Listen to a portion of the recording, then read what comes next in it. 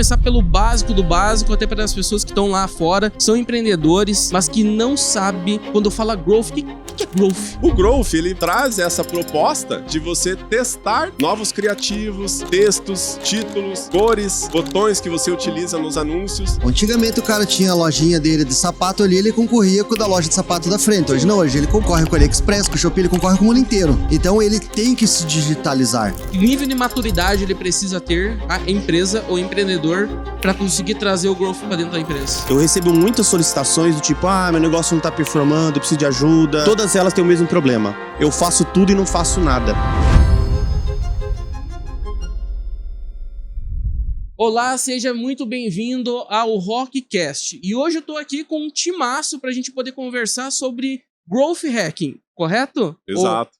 Beleza. E agora aqui, bem rápido aqui pra gente colocar o papo em dia, eu vou apresentar rapidamente cada um que está aqui na mesa. Eu estou aqui então com o Thiago, coordenador de transformação digital do Paraná, certo? Isso. Muito bem-vindo, obrigado, tá, por estar aqui junto com a gente. Obrigado pelo convite. Beleza. Também estou aqui com o Lício, Executivo Advisor, certo? E com o Alan, que é o especialista, o guru, né, vamos dizer assim, sobre growth, correto? Não, guru não, especialista em growth, né? Tá não louco? gosto de me caracterizar como guru, mas muito obrigado pelo convite, pela oportunidade de poder compartilhar um pouco de conhecimento aplicado ao contexto do e-commerce, que é um segmento que vem crescendo muito no Brasil e uma boa perspectiva de faturamento para os próximos 5 anos. Beleza, então assim, eu gostaria antes de qualquer coisa, a gente começar com um termo muito técnico, coisa do tipo, vamos começar pelo básico do básico, até para as pessoas que estão lá fora, são empreendedores, têm uma empresa, tem setor até de marketing talvez, mas que não sabe quando fala growth, o que é growth? Certo? Então contextualiza para nós primeiro o que é growth e depois a gente vai começar a avançar em cada uma dos níveis aí, por favor. Boa. Fazendo uma tradução, né, literal do growth, trazendo para o português, nada mais do que é crescer, né? Crescimento. Então o growth é uma estratégia para você crescer, seja no ambiente offline ou no ambiente online. O nosso papo vai ser muito direcionado para o ambiente digital, que é o nosso tema aqui do podcast. Mas o growth ele pode ser aplicado tanto no offline quanto no online. Então, traduzindo de uma forma muito simples, é estratégias de crescimento. Certo. Cite para mim aí alguns exemplos quando se trata do digital, falando sobre growth, para o pessoal entender. Perfeito. Vamos supor, né? Muitas empresas hoje já veiculam campanhas em ferramentas de anúncios, como Google Ads, Facebook Ads. Geralmente, essas empresas não têm muitas variações de vídeos ou fotos. O growth, ele traz essa proposta, né, de você testar novos criativos, testar textos, títulos, botões que você utiliza nos anúncios, cores, trabalhar a psicologia de cores. Então, literalmente, o growth é você ter várias hipóteses de onde você vai aplicar dentro das campanhas, das ferramentas e estratégias digitais, para você validar qual é a estratégia que mais performa. Né? E quando a gente fala de performance, existem vários indicadores para você analisar a performance, que a gente vai falar aqui ao longo da conversa. Mas é um exemplo muito prático e simples que eu gosto de apresentar para que as pessoas entendam, né, o que é um growth dentro da empresa dela no digital. Quando você está veiculando uma campanha, você testa uma imagem com um botão chamado Saiba Mais e você vai ter a mesma imagem testando com o botão de comprar agora. Então é o famoso teste AB, né? É o teste AB. Isso é uma estratégia de growth. Certo. E são testes simultâneos que acontecem? Ou você coloca, tipo, vamos fazer agora um teste A agora, durante uma semana? Vamos analisar o resultado e daí colocar um segundo teste. Como é que funciona daí a dinâmica disso na prática? A melhor forma que a gente mais utiliza e que vem conseguindo entregar bons resultados é você ter uma continuidade na campanha. Então, o que eu faço? Eu sempre começo com algumas hipóteses, geralmente de 3 a 5, e eu vou testando quais são as hipóteses que performam melhor. Aquelas que não performaram tão bem, isso geralmente num período de 7 a 14 dias, né, que é um período que a gente precisa para poder sair da fase de aprendizagem, que as ferramentas chamam. Então, geralmente é de 7 a 14 dias. Aqueles anúncios que não performaram tão bem, e aí a gente utiliza o critério do ROAS, que é o retorno sobre o gasto em anúncio. Né? Então, eu utilizo o critério do ROAS. Quando eu tenho anúncios que estão me entregando ROAS abaixo de 5, eu vou pausar esses anúncios, e os que estão acima de 5 eu vou continuar veiculando, e a ideia é que eu sempre tente adicionar anúncios que substituam aqueles que foram pausados. Sim, e sempre otimizando, né? Então, olhar, analisar, colocar uma nova estratégia para rodar de acordo com o cenário que estiver acontecendo, né? Correto? Exato, né? É o famoso ciclo PDCA, né? Uhum. O ciclo PDCA é uma estratégia que vem lá da teoria clássica da administração, não sou eu que estou inventando, que é o famoso planejamento. Então, você planeja, você executa, você faz a checagem e você cria uma nova ação para corrigir aquele problema. Então, é o PDCA, né? É muito tranquilo, até o Lício pode complementar, né, sobre isso, Lício. Mas eu recomendaria que seria a ferramenta do PDCA, que é uma ferramenta simples e que é fácil de você validar. A nossa metodologia de Growth Hacking, ela é totalmente baseada em dados. Então nós temos ferramentas que consolidam todas as métricas de um e-commerce, por exemplo. E daí, desculpa te interromper, mas a gente tá falando agora do Growth Hack, né? O que muda do Growth tradicional para essa outra versão? É a tomada de decisão baseada em dados. Porque muitas vezes a pessoa ela não toma decisão baseada em dados, né? Ela toma uma decisão olhando métricas que não são relevantes para a tomada de decisão. Muitas vezes a pessoa olha uma métrica, por exemplo, de frequência, de cliques, de impressões, quando na verdade você tinha que estar olhando o CAC, você tinha que estar olhando o ROAS, você tinha que estar olhando o CPA, a quantidade de novos clientes, o indicador de recompra, a evolução do ticket médio por pedido. Isso a gente vê que as pessoas não têm esse tipo de visão. Então, é uma decisão baseada em dados. É isso que muda do Growth para o Growth Hacking. Entendi. E existe uma iniciativa, então, de implementar nessa parte do Growth Hacking junto com a parte do Estado do Paraná. A gente está procurando aprender essa nova forma de gestão, principalmente depois da pandemia. Isso. Deu uma virada de chave na parte tecnológica surreal. Antigamente o cara tinha a lojinha dele de sapato ali, ele concorria com o da loja de sapato da frente. Hoje não, hoje ele concorre com o AliExpress, com o Shopee, ele concorre com o mundo inteiro. Então ele tem que se digitalizar. Aí o governo tem que ter essa visão, tem que ter esse carinho, e a gente está buscando isso para levar para os municípios pequenos, onde as pessoas têm mais dificuldade de acesso à informação, não conseguem se digitalizar e ter acesso ao mundo inteiro como seus clientes. Pô, o cara tem um baita de um produto lá na cidade de Shoppingzinho, ele vende cabo de vassoura, uma das maiores fábricas do mundo. Como que ele vai vender isso na internet? Ele tem que vender isso na internet, ele é um dos maiores do mundo, ele não pode ficar de fora. Sim. Então o governo tem que levá-la para a região lá, falar, ó, você precisa se digitalizar, senão você vai ficar para trás. E o empresário, o empreendedor ficando para trás no estado é ruim, porque quem perde é o estado, né? A gente já tá perdendo muitos talentos, a gente perde muito intelecto para fora do país, a molecada cada vez mais indo embora. Então a gente tem que aprender com esse novo também, o governo, que é importante a gente estar junto e misturado, aprendendo, ouvindo para trazer essas demandas para dentro do governo para a gente buscar uma forma de levar isso. E tem pessoas, até você, desculpa te interromper, mas tem profissionais, né? Se a gente for pegar na área técnica, uns desenvolvedores em si, tem pessoas que eu conheço particularmente também que foram para fora do Brasil, mas que trabalham para empresas dentro do Brasil. Certo? A gente lançou, tá lá fora, né? A gente lançou a semana passada um programa chamado Talento Tech Paraná. Para o quê? Pra gente segurar os talentos aqui no estado. Só que o que o programa vai fazer? Ele vai pegar aquele menino que trabalha no mercado do tio, no lavacar do vizinho, precisa ganhar R$1.000 por mês para ajudar em casa. Dos 50 municípios com menor IDH. Então a gente vai pegar esse moleque, vai botar ele para estudar a programação o dia inteiro, ele vai ganhar uma bolsa de R$1.350, vai ganhar um notebook. O programa já começou essa semana, já foram até entregues os notebooks já. Então para ele estudar o dia inteiro, ganhando, para ter uma bolsa, e tem as empresas que apadrinharam esse projeto. Então a gente tem o Google, tem a Tata, tem a ViaSoft, que no final desse projeto, as empresas se comprometeram a contratar pelo menos 50% dos alunos que se formarem. A gente já fez uma POC, fez um teste no município de Laranjeiras. Foram formadas 2 turmas, todos os alunos que se formaram foram contratados. O Viola, que é o... Inclusive, eu já tive liderados dessas turmas. Olha também, que bacana. O Viola é um grande idealizador desse projeto. A gente conseguiu fazer os testes, provou que era bom, que era essencial para estar segurando esses talentos. Hoje em dia, se a gente perde o Alan aqui, que é um especialista em growth, o que a gente vai trazer? A gente não consegue formar uma mão de obra dessa sem ter um especialista desse da noite pro dia. Então o Estado tem que estar perto, ouvindo, e todo dia tem coisa nova. Eu falo, quem fala que sabe tudo tá desinformado, né? Então, vamos lá. Então eu quero fazer até aqui pra gente poder organizar.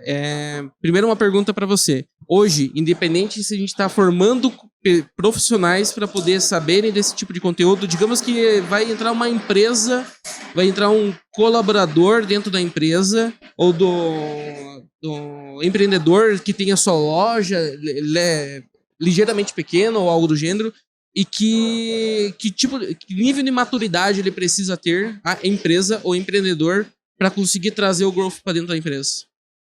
O hacking, ou growth hacking. Sim. Hoje em dia, primeiro ponto importante que é preciso analisar, né, Edmar? É Edmar, né? Exato. Primeiro ponto importante que você tem que analisar é a questão do surgimento de novas profissões.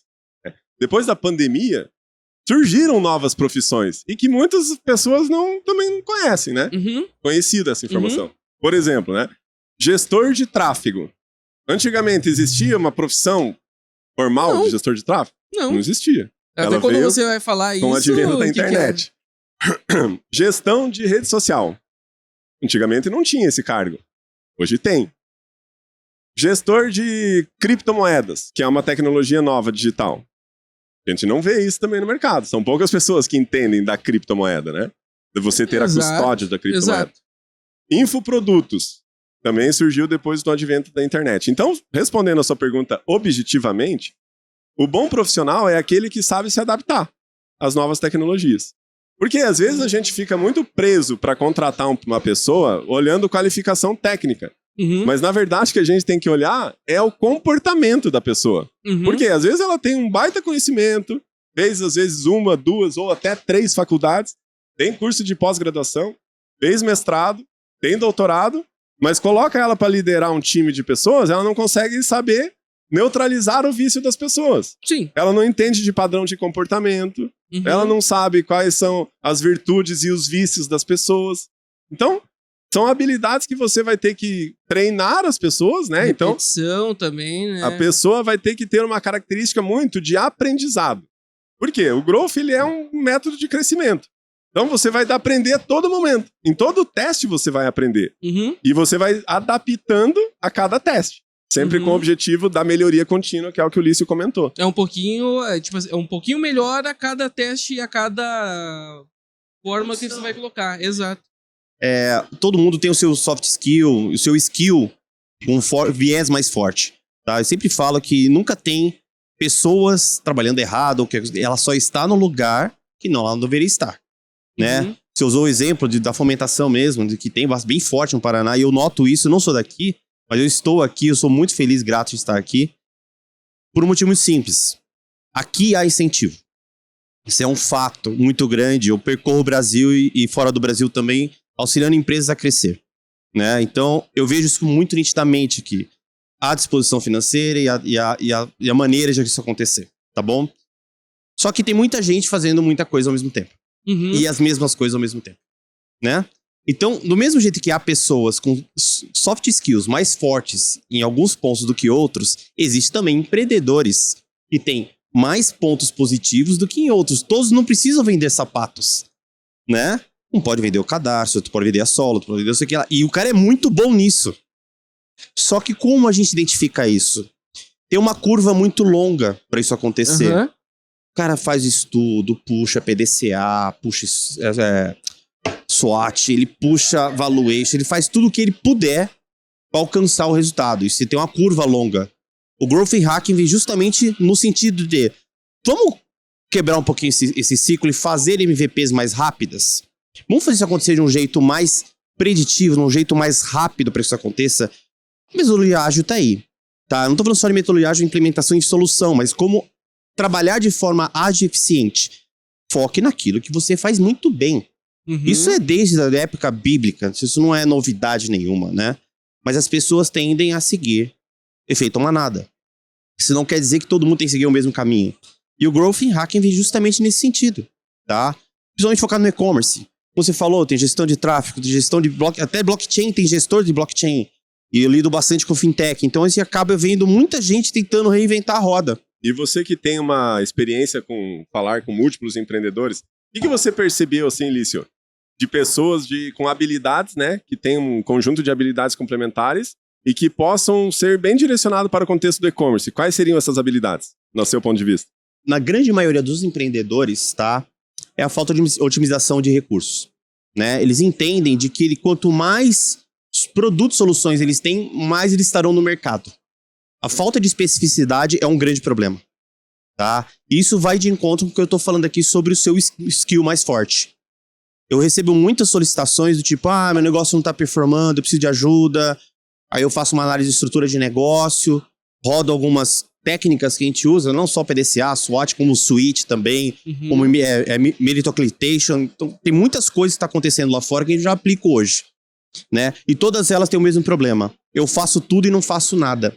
É muito prato girando e muita gente querendo segurar os pratos no ar. Numa forma de lista, quais seriam as principais habilidades para um projeto de Growth Hacking? Em formato de lista. Em formato de lista? É. Vamos lá, vamos começar pelo principal, né? Primeiro, foco em marketing digital, tá? Isso aí é a grande nuvem do momento, tá bom? Foco em marketing digital, primeira. Primeiro, marketing digital. Segundo, solução SaaS focado em recorrência, tá? Todo mundo precisa desse tipo de ferramenta hoje em dia. Modelo de negócio, então. Modelo de negócio focado em SaaS. Habilidade em conhecimento de modelo de negócio, né? É. Não adianta nada você ficar focando em IA. IA, óbvio, todo mundo usar e virou, digamos, a dipirona do momento, né? Todo mundo tem, todo mundo precisa, né? Só que como usar, né? Um bom analista de dados, isso não existe mais hoje no mercado. Os bons já estão alocados, né? Então você tem que ter todo esse conjunto de habilidades e você não consegue formar isso de forma rápida. E qual que é... A gente tem até aquelas turmas, né, por exemplo, de Laranjeiras, né, que foram formadas, que a Vsoft também contratou os colaboradores. Qual que seria o prazo para um programa de formação para estar colocando? Se a gente tivesse que pegar um profissional que tem ali já um raciocínio, entende, ele vai ter o perfil para poder trabalhar e exercer a parte do growth, do hack growth. Quanto tempo ele levaria uma curva de aprendizado para que ele se tornasse um profissional que já possa estar ingressando dentro de uma empresa? Eu quero só dar uma engrossada na tua pergunta e perguntar também se tem uma faixa etária, mais ou menos, que vocês acham legal. Boa, essa é boa pergunta também. Você quer responder? Respondo, não, pode responder. A curva geralmente é de 14 meses, tá? Em geral é isso, 14 meses. No Growth Hacking, do qual o Alan tá trazendo pra gente aqui como solução, e eu vou apoiá-lo nisso, né? A gente quer fazer essa curva muito menor. Tá? 1/3 do tempo, praticamente. Tá? Nós estamos ainda no momento de deixar isso bem formatado, mas geralmente são 14 meses de investimento muito alto. Estamos falando de investimento para cima de 100 mil reais. E, na verdade, o investimento não é só na educação. Tá? Você tem que fazer algumas experimentações também. Não dá para você sair fazendo. E o que eu ia te pedir é o seguinte, tá? Porque quando a gente tá falando de growth, né, tá falando sobre os testes AB, na parte do digital... É lógico, né? A gente sabe que vai ter que ter algum tipo de investimento com tráfego pago, correto? Sim, de alguma forma sim, com certeza. Correto? Por isso que eu linkei como primeiro item o marketing digital. E como que isso Não, agora eu preciso falar. Eu preciso falar que daí entra a visão do especialista. Esse é o grande erro. Esse é o grande erro. Eu recebo uma quantidade enorme de empresas querendo me contratar para fazer marketing digital. Aí, beleza. Qual é o seu site? Ela me manda o site. Aí eu entro no site, começo a validar. Tem Google Merchant? Não. Tem catálogo do Instagram Shopping? Não. Tem tag de Google Ads contabilizando conversão? Não. Como é que você quer fazer marketing? Esse é o grande erro. As empresas acham que a solução está no marketing. E não. A solução não está no marketing. Mas continua, Ulisses. Depois eu continuo essa resposta. Mas como growth, para poder treinar, né? É justamente isso. Como fazer? Porque, como eu já falei, você pesquisa, pula um monte da sua tela na sua cara. Eles não te perguntam o que você sabe. E como você vai fazer. Por isso que eu digo que a curva é muito longa. Tem muito amador fazendo marketing digital. Muito. Tem um cara que vai lá, faz um curso de 8 horas, 12 horas. Eu já vi gente durante o curso já querer empreender sobre isso. E ele patina, não tem resultado, desiste logo dos 2 meses, em seguida, porque não tem investimento. Mas isso tem da uma forma justificativa e eu consigo saber hoje qual é a expectativa, porque a gente já passou por mais de 1.054 empresas que nós executamos o projeto de e-commerce. E o que a gente percebeu na maioria dos casos? É que ela pensa que o problema é o marketing. Entendeu? Ela pensa que essa é a solução dela. Só que o que acontece? Na realidade, o marketing, ele vai potencializar aquilo que você faz de bom, sem pagar nada. E o que acontece na maioria das vezes é que a empresa ela não faz nada, ela não produz nada no orgânico. E ela acha que o marketing que vai fazer ela prosperar. Mas me dê um exemplo aqui, até pro pessoal entender que tá lá em casa, porque fica se perguntando, sabe? Tá, mas eu vou fazer no orgânico, eu tenho uma base de 100 seguidores. Vou te dar um exemplo, então. Um exemplo de Instagram. Vou dar um exemplo prático pra você. Beleza. Tem um cliente que começou o projeto comigo em janeiro, desse ano agora. Ela vendeu no primeiro mês R$38. Aí eu falei pra ela, Renata, ela falou, o que eu tenho que fazer pra vender? Você vai ter que fazer 100 stories por dia. Foi o primeiro choque, né? Você é louco, vou ter que fazer 100 stories por dia. Ela falou, perguntou pra mim, falei, vai ter que fazer 100 stories por dia. Você não quer crescer? Você não quer fazer growth? Quero. Então, você tem que fazer 100 stories por dia. Ela falou, tá bom. Ou seja... Ela aceitou. Então, esse é um exemplo. Mas esse exemplo, ele sempre vai estar utilizado. E daí agora que eu quero fazer uma pergunta. O empresário, ele vai ter que, sim, usar... E hoje é natural, né? Onde que você tá olhando e você tá mexendo o dia inteiro? É no Facebook, em primeiro lugar, no Instagram. Ok? Sim. Até o WhatsApp, se eu não estou enganado, tem lá uma parte, uma maneira de você também ter algumas coisas para você poder anunciar, certo? Mas nem vou entrar nesses detalhes, nesses pormenores. Mas o empresário chegou lá e falou, cara, eu tenho um site que ele é excelente, tem tudo que precisa, mas eu vou ter que ser refém das redes sociais para crescer no orgânico? Sim, tem que ser refém das redes sociais. Por quê? A rede social é uma ferramenta que você vai mostrar o seu posicionamento de mercado. É onde você vai conseguir fazer com que o seu cliente se conecte com a sua empresa. Por quê? Num anúncio puro, não gera conexão. Um anúncio puro é para vender. Mas para você vender, todos aqui sabem que existe um processo chamado funil de vendas. Certo? Um funil de vendas existe em 3 camadas. Que é o topo, o meio e o fundo do funil. E o que as pessoas geralmente querem? Trabalhar no fundo do funil. Só que o fundo do funil, ele vai ser consequência do meio e do topo do funil. Então, é a lógica reversa. Por isso que eu falo que o marketing, ele é mais pra frente. E antes é o orgânico, é a produção de conteúdo, é a validação das conversões e o acúmulo das conversões. Por quê? Você concorda comigo que, matematicamente falando, se eu pegar 100 mil reais e multiplicar por 0, vai dar quanto? 0. Vai dar 0, não vai dar 100 mil. E o que acontece na maioria das empresas é isso. Ela tem 0 vendas. Ela tem 0 postagens, tem 0 stories. E ela quer colocar 10 mil reais em tráfego. Quer vender no seco, né? O que vai acontecer? Vai gastar 10 mil reais e não vai vender nada. Não traz nada qualificado. A verdade é essa. Esse é o maior problema. Você nem conscientizou a pessoa, nem informou ela do que... Aí é que tá o pulo do gato. Mas aí eu já tive essa vivência, tá? Na parte, pelo menos, de infoproduto, que é aquele esquema assim, você tem um anúncio falando lá e trazendo nomes fortes até, a gente pode estar trazendo. Mas eu tenho lá um anúncio X que tá falando, eu vendo isso, essa é a duração, esse é o valor. Clica aqui, vou te dar mais informações sobre isso, tem aqui para você ir para a página de pagamento. Você não converte praticamente nada. Esse daí é uma estratégia para infoproduto. Ok. Só que, da mesma maneira, eu tô fazendo como se fosse um comparativo, né? Porque eu tô seco. Eu achei muito interessante a tua colocação, porque ela dá pra explicar muito bem a diferença do e-commerce nesse contexto. Ok. Né? O contexto do e-commerce, naturalmente, ela já é uma ferramenta de fundo de funil. Por quê? Porque o cliente, quando ele entra numa loja virtual, ele já entra com uma intenção de compra. Ele já está pré-qualificado. Ele já procurou pelo seu produto. Ele viu que você tem o produto, viu que o preço é competitivo, e aí ele entra na sua página para ver se o frete também é competitivo. Ou seja, ele já está inclinado a comprar aquele produto. O e-commerce é uma ferramenta de fundo de funil. Nessa estratégia que você mencionou, você não tem fundo de funil. Você vai ter que capturar o lead, certo? Nutrir o lead Exato. Pra depois você fazer a conversão. Ele. Então são estratégias diferentes que eu achei muito bom você ter colocado, porque explica muito bem a diferença entre infoproduto e e-commerce. Então, o e-commerce ele é uma estratégia direcionada para fundo de funil. Só que... E o marketplace? O marketplace é um canal de vendas. O e-commerce, quando a gente fala, como eu estou falando de e-commerce, eu estou me referindo a canal próprio de vendas. O que é um canal próprio de vendas?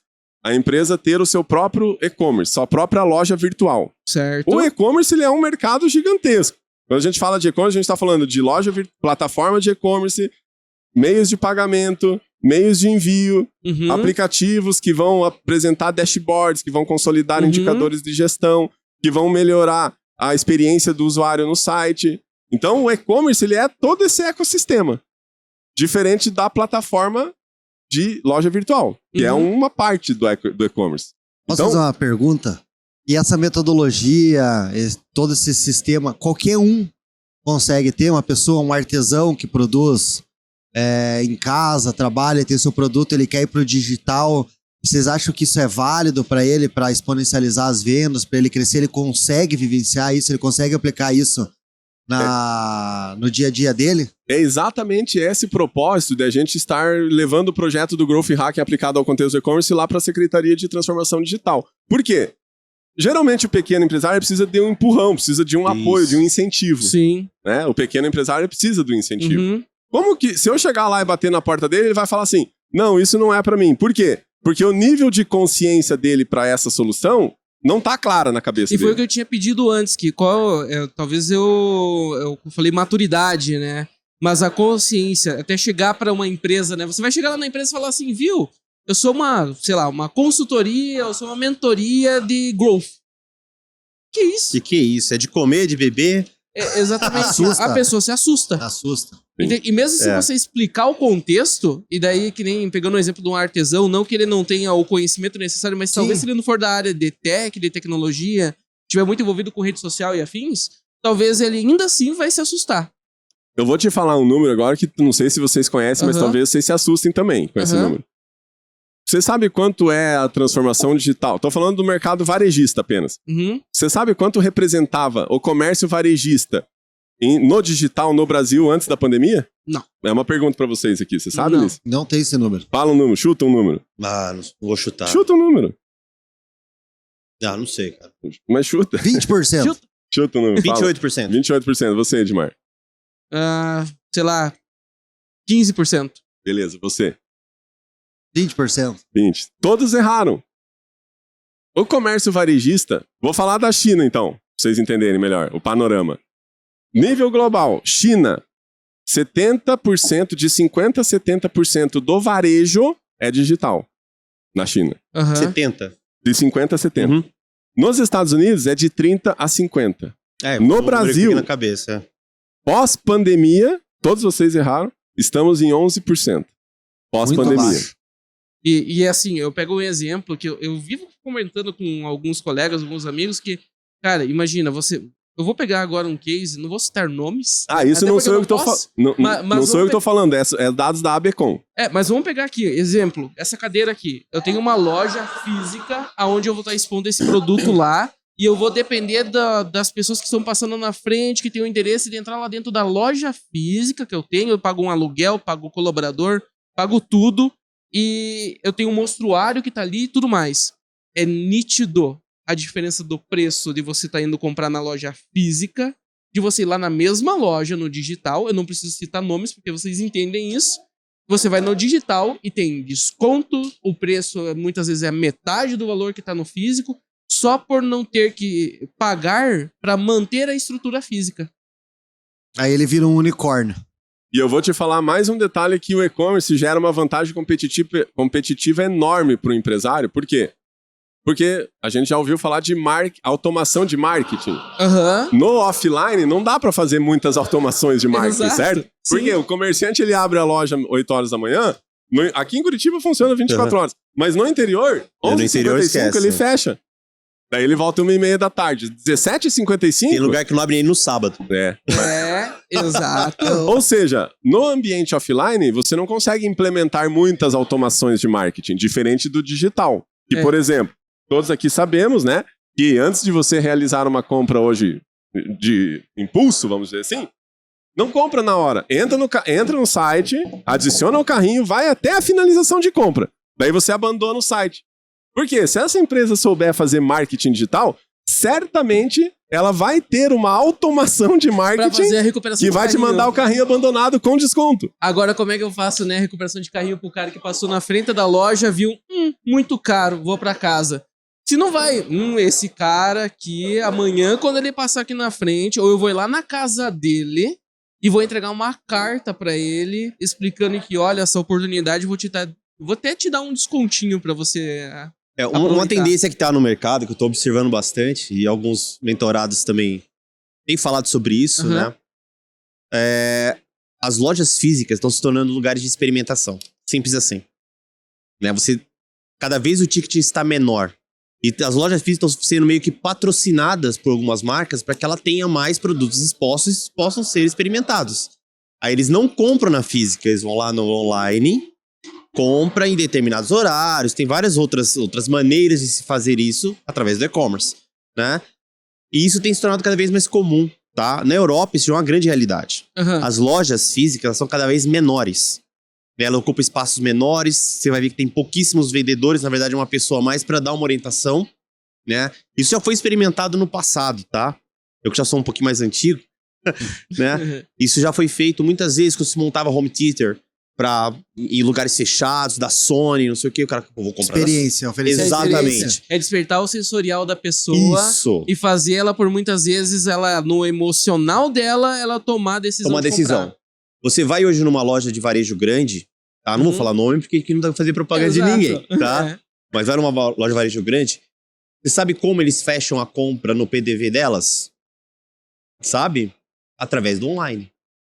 Elas nem têm mais, aí eu já posso falar com um pouco mais de propriedade, elas nem têm mais o sistema de conversão de venda, tá? Deles. Justamente o fundo de loja, né? Que a gente brinca, o back-office mesmo. Não tem mais um sistema Clyde que ele vai lá, digita tudo, vê estoque. Tudo tá na loja online. Então eles vendem na física através do e-commerce. E isso daí é muito...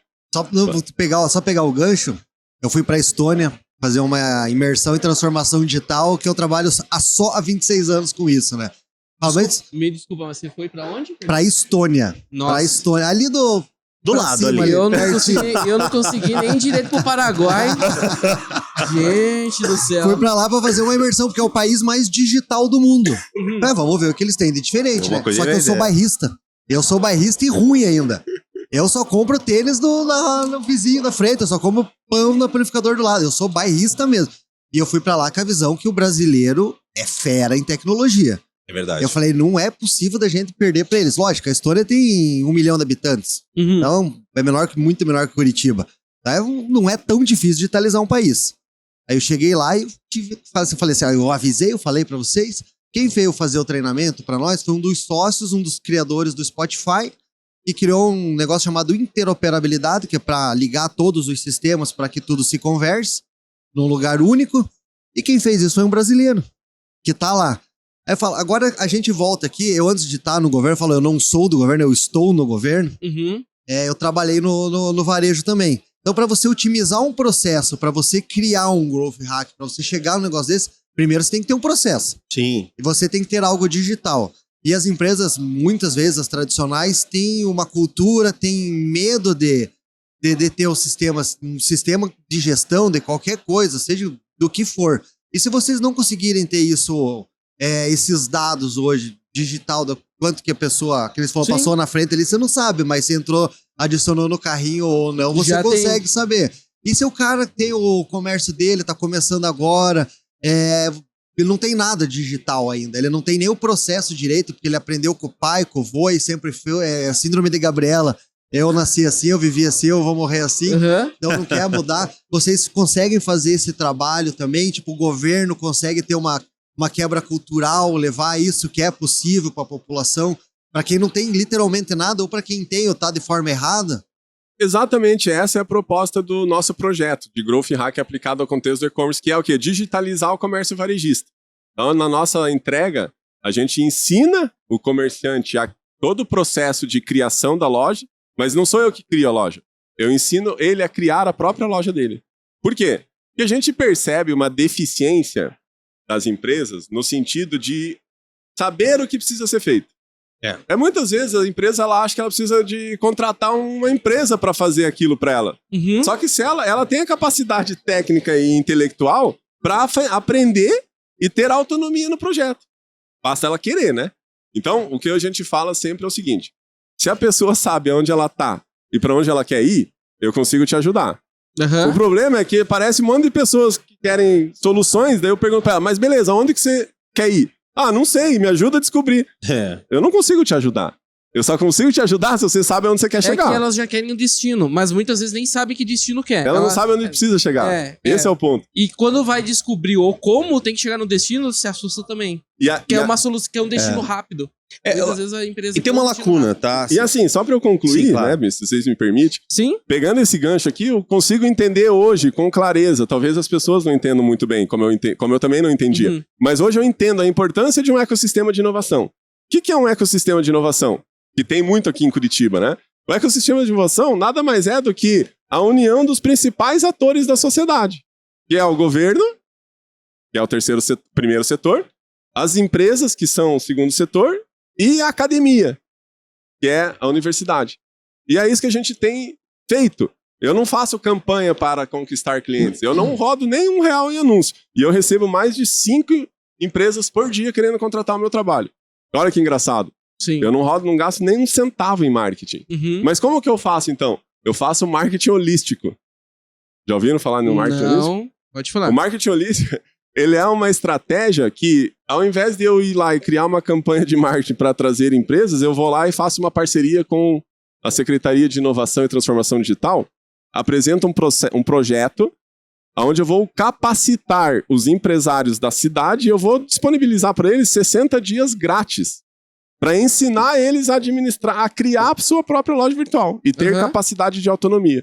Então, isso é o que eu faço. Eu faço a lógica reversa. Ao invés de eu fazer um marketing, eu vou lá com a Secretaria de Transformação Digital, apresento o projeto de growth e a gente, em vez de eu conquistar 1 ou 2 clientes, a gente já traz 150 empresas de uma vez só. Ao contrário de você ter que mirar em 5, para dar retorno de 1, talvez você mira em 1 para ter o retorno dos 5. Isso. Então essa é a nossa proposta, né? A gente fez isso na FAI, já funcionou, validamos o projeto, acabamos de rodar um projeto de 90 horas na FAI, junto com o curso de negócios digitais, que é onde, o que nós fizemos? A proposta foi entrar no curso, aplicar o projeto de Growth Hacking em empresas reais.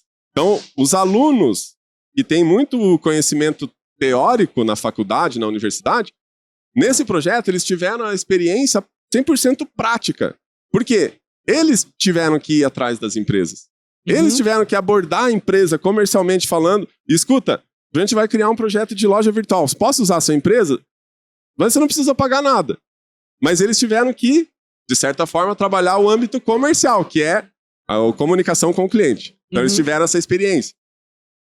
Daí trouxemos as empresas, 9 empresas para dentro da faculdade. Durante 3 meses, nós desenvolvemos 9 lojas virtuais, implementando todas as diretrizes de Growth e Hacking, que são as ferramentas, né, importantes. E no final do projeto, 3 empresas converteram. Então, se a gente fizer a conta, né, 9 empresas, testes, entraram no período trial, testes. No final, 3 pagaram. Mais quantos por cento de taxa de conversão? Altíssima. Sim. Se a gente parar para olhar a taxa de conversão normal das empresas de e-commerce, a gente está falando de que 3% é muito. Né? 3% é um e-commerce de alta performance. 1% é um e-commerce na média. Abaixo de 1% é uma performance ruim. Só que se você muda um pouco a estratégia, você consegue fazer taxa de conversão acima de 10%, de 20%. E aí o teu LTV vai lá para cima, né? Teu LTV sobre CAC vai ser absurdo de alto, né? Um indicador muito importante para e-commerce é LTV divididos por CAC. LTV é o Lifetime Value. É o ticket médio multiplicado pela média de pedidos que aquele cliente faz por mês. Você vai ter o LTV.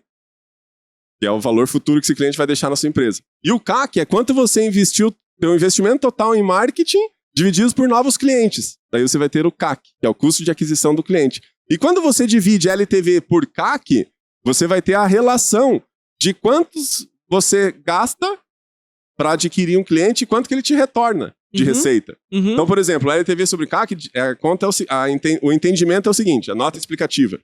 Para cada R$1, você retorna quanto? Então, se o teu LTV for abaixo de 3, seu negócio está financeiramente preocupante. Por quê? Você não está pagando as contas. Você está no prejuízo. Se o teu LTV sobre CAC é acima de 5, você está empatando. Quando você tem um LTV sobre CAC acima de 7, você está tendo muito lucro e a sua empresa é saudável financeiramente. O empresário, o empreendedor que não tem nada, às vezes, que eu estava falando agora dele, não tem nada digital, e ele chamar vocês para começar do zero, às vezes é mais fácil do que ele já ter algo e tá fazendo errado. Vamos fazer um exercício? Eu quero provocar vocês dois. O tempo voa, né? Ó. Exatamente. Já foi, já? Tá aqui. Nossa, é verdade. Vamos lá. 5 minutinhos. 5 minutos. Pra você fazer um caso simulado. Eu sou um... Pode ser um artesão? Pode ser? Um artesão. Tem uma lojinha minha, eu sou independente. Você vende carteira feita com couro de tilápia. Exatamente. É isso aí. Homologado pelo IBAN. Tá. Eu tô vendo que meus concorrentes estão crescendo, estão fazendo coisas que eu, sinceramente, eu não sei o que fazer. Não sei. Eu sei fabricar e fornecer lá pra poder vender, e eu sei a venda de mão a mão ali, conversar, oi, tudo bem? E aí, eu tenho uma carteira aqui pra te vender.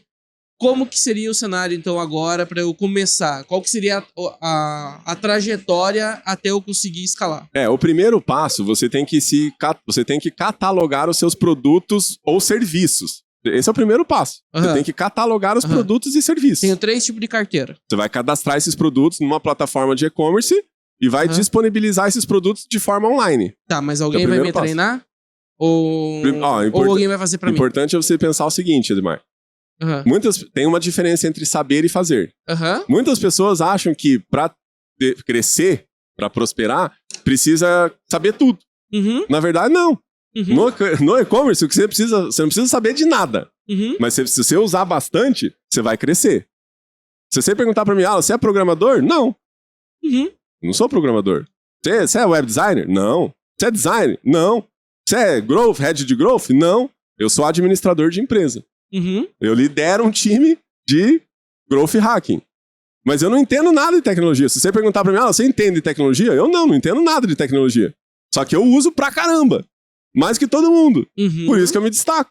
Então, o que precisa ficar claro pro pequeno empresário é que ele não precisa entender nada de tecnologia. Mas ele precisa usar bastante a tecnologia. Para o ponto de ele poder entender o básico, para quando ele for contratar um especialista, aí sim ele já sabe do básico. Só que as empresas querem contratar um especialista, mas ele não sabe nem o básico. E aí o que acontece? Ele não sabe cobrar o especialista. E esse é o grande problema. Então, as empresas pequenas, os artesãos, que é uma fatia gigante, né? O que movimenta a economia do Brasil, não são as grandes empresas, são as pequenas empresas. Né? Se a maioria das empresas acabarem, só as grandes não vão sustentar, né? O Thiago deve saber mais sobre isso. Mas, teoricamente, o empreendedor não precisa saber de tecnologia, ele só precisa começar a usar a tecnologia. Ou seja, vamos resumir a história aqui, se digamos que, vamos lá, o governo apoiou a formação de pessoas que podem estar ingressando dentro de uma empresa, uma pequena empresa, e começar o seu negócio nesse sentido. Evoluir, né, e agora, além de vender aqui a carteirinha, eu vou colocar num site para anunciar. O empresário... ele precisa primeiro... a única coisa que ele precisa é conhecer e usar. Conhecer basicamente. Eu entendo que o básico ele tem que dominar. Senão é fácil, por mais que a outra pessoa que está ali trabalhando junto com ela tenha ótimas intenções de ver aquilo prosperar, ele vai ficar no escuro. Enquanto vê o negócio crescer... Opa, tá crescendo, mas tá crescendo por quê? Eu preciso pelo menos entender o contexto. Então ele tem que usar e conhecer o básico. Sabe por que ele precisa usar bastante, Edmar? Porque a partir do momento que ele começar a usar, ele vai começar a fazer uma pesquisa de mercado para ele entender como é que o cliente dele vai procurar pelo produto que ele vende. E esse é o grande erro das empresas. Porque ela chama lá um produto de carteira, ele tem uma carteira, certo? Só que quando ele vai cadastrar a carteira, ele não coloca a carteira. Ele coloca algum outro termo que não é a carteira, que é o termo que ele usa na empresa dele. Só que o cliente dele não sabe desse termo que ele usa na empresa dele, porque isso é capital intelectual dele. O cliente vai procurar sobre carteira de bolso masculina. E aí, esse é o ponto. Então, se o empresário começa a usar a tecnologia, ele vai começar a entender como é que o cliente dele está procurando pelo produto que ele vende. Para quando ele for cadastrar esse produto, ele vai cadastrar usando o termo de pesquisa. Exato. E aí ele não vai vender calçado, ele vai vender tênis, ele vai vender sapato. Ele vai vender tênis masculino. Porque a empresa cadastra tênis Nike. Sim, mas tênis tem tênis masculino, tênis feminino, tênis infantil, tênis, não sei, pra corrida, tênis pra... Tem diversos tipos de tênis. Você tá restringindo muito, você tá dependendo muito da pessoa. Tipo, esse celular verde do modelo X... que com detalhe, com risquinho na tela, vai ter que ser exatamente assim que a pessoa vai ter que pesquisar para encontrar o teu aparelho celular para comprar. Que isso é a segmentação de negócio, entende? Então, quando você sabe fazer uma boa segmentação, você sabe categorizar o seu produto, qual é a categoria que ele vai estar, qual é o seu diferencial competitivo, qual é o seu nível de segmentação geográfica, demográfica, por estilo de vida, que é o que as empresas não sabem fazer. O importante é crescer de forma sustentável, tá? Só crescer, e daqui a pouquinho também não sabe nem como cresceu e por que perdeu. Cansei de ver casos, né, dentro das empresas que eu assessoro, de que a pessoa conseguiu fazer a venda, uma taxa de uma LTV minúscula, atrás ao CAC, não converte nunca. Vendo, me esforço. Quem não tem esse sentimento, né? Que começa a crescer, começa a remar, trabalho 12, 13, 14 horas por dia, faço tudo, e simplesmente chega no final do mês, ele vê o saldo na conta e fala, puxa vida, trabalhei tanto e não consegui alcançar a performance que eu preciso, tá? Ter uma ideia inovadora, transformadora, com alta performance, necessita de uma base sustentável. Simples assim, é o feijão com arroz bem feito, entende? Isso vai muito de encontro com o que o Alan tá falando. Na verdade, você vai nichando, vai subcategorizando os seus produtos ao ponto que eles se tornem autossustentáveis. E você consiga inovar sempre.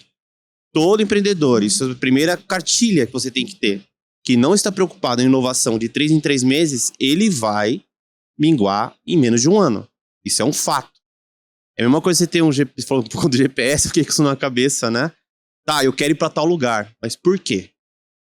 Como você quer fazer isso? Até quando você quer fazer isso? Porque tudo é finito. Até a sua ideia é finita.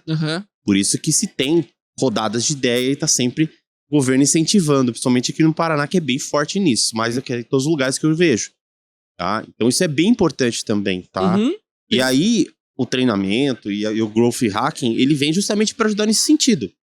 Tá? Que você consiga criar e monetizar seus produtos através do e-commerce de maneira sustentável. Eu achei bacana que o Alan falou de usar a tecnologia. E as pessoas têm que ter isso, têm que ter essa curiosidade, têm que buscar. Compra alguma coisa num site tal, compra uma coisa no site tal, viver aquela experiência ali do ele fazer a compra, do chegar o produto na casa dele, que ele vai se tornar um especialista em compra digital e para depois ele se tornar um especialista em vendas, né? E você utilizar as ferramentas hoje em dia, você pode ser o melhor em qualquer área. Você falou, você é administrador da empresa. O Edmar, que tá do meu lado aqui, é o melhor taxista que tem de Taiwan. Se ele chegar lá e for dirigir em Taiwan, o taxista sem o GPS, ele não vai dar conta. Mas se o Edmar for pra lá, qualquer um de nós for pra lá, colocar o Waze na tela, a gente vai dirigir melhor que o cara que mora, que nasceu lá. Porque a gente sabe usar a tecnologia. Exatamente. Exato. É o bem feito, o básico bem feito. E para concluir crescer. Para concluir a minha participação, para aproveitar o gancho do que você mencionou aquela hora da grande varejista que vende pelo online na loja física, isso é o famoso conceito que muitas pessoas já devem ter ouvido falar, mas não entendem muito bem, que é o Omnichannel. O Omnichannel, o que é na prática? Nada mais é do que unir o off com o on. Esse é o desafio. Essa é a dificuldade. Sim. As empresas acham que tem que tratar diferente. Não, a loja física é uma coisa, a loja online é outra. Meu amigo, você tem que olhar tudo como uma coisa só. Não tenta reinventar a roda, né?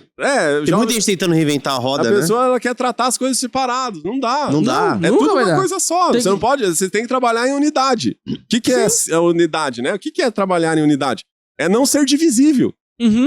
É ser indivisível. E as pessoas continuam querendo separar.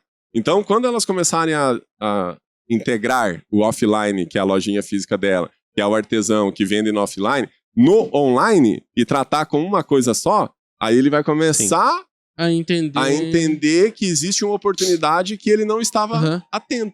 E pra gente encerrar aqui o nosso bate-papo aqui, que tá muito bom, certo?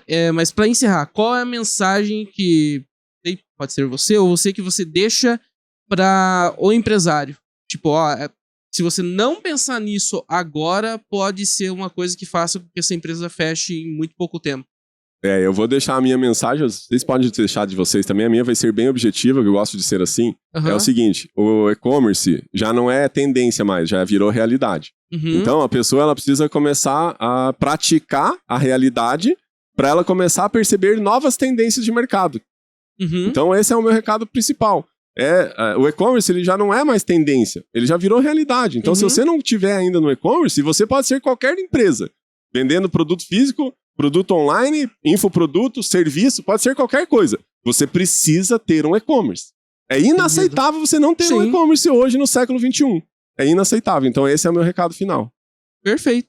Alguém mais quer deixar uma mensagem? Nunca deixe de inovar, transformar e buscar alta performance. Isso é sempre, para qualquer tipo de nicho, qualquer tipo de segmento, não importa. Tá? Busque sempre inovação, transformação e alta performance. É a chave de sucesso para qualquer um e consistência. Eu quero falar para os empreendedores para que eles busquem os ecossistemas de inovação, apoio. Nós temos no Paraná muitos ecossistemas de inovação muito fortes, Vale do Pinhão, Curitiba, Iguaçu Vale, em Foz, Redfoot, Londrina e por aí vai. Todas as regiões do estado têm ecossistema de inovação muito forte. E lá tem capacitação para esse mundo da tecnologia, da inovação, para quem não conhece nada, para quem já está muito avançado também e quer buscar uma alavancagem, alguma coisa, conviver nesse meio, tá nesse meio, como a gente está hoje aqui nesse evento maravilhoso aqui, fazendo conexões, porque ninguém sabe tudo, e o cara que fala que sabe tudo tá desinformado, que só o tempo que a gente fez esse bate-papo aqui dentro, lá fora já mudou um monte de coisa. Mas eu vou pegar o exemplo do Laranjeiras Tecnológico, tá, se me permite, que tem, né, junto com a ViaSoft.